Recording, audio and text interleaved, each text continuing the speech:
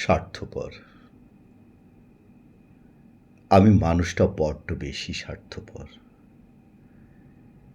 এই স্বার্থপরতার পরিমাপ করতে পেরেছ বলেই সন্তানদের কাছে নিজে মহান মহিয়সী নারী হতে পেরেছ। তুমি হে নারী।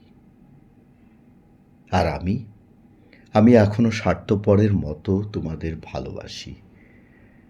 নিজের স্বার্থটাকেই দেখলাম। শত অবহেলা, অপমান, সামাজিকভাবে হেয় করার পর যখন স্বস্তিতে নিদ্রা যাও, আর তখন আমি স্বস্তির নিঃশ্বাস ফেলি, কারণ তোমরা ভালো আছো এই ভেবে। সারা রাত ফোন হাতে বসে থাকি যদি তোমাদের কোনো খবর আসে, কারণ আমি স্বার্থপর। আমি ভালোবাসার জন্য নিদ্রাহীন রাত্রি কাটাই। আমি স্বার্থপর। আমার স্বার্থপরতার ধরন বুঝতে পেরেছ বলেই আমার অর্থকড়ি, আমার ধন সম্পদ, আমার সব কিছুর উপর তোমাদের অধিকার আছে। ১০০% গ্রহণ করছ আমার ছায়া ব্যতীত সব কিছু। তাতে আমার দুঃখ নেই, কারণ আমি স্বার্থপর।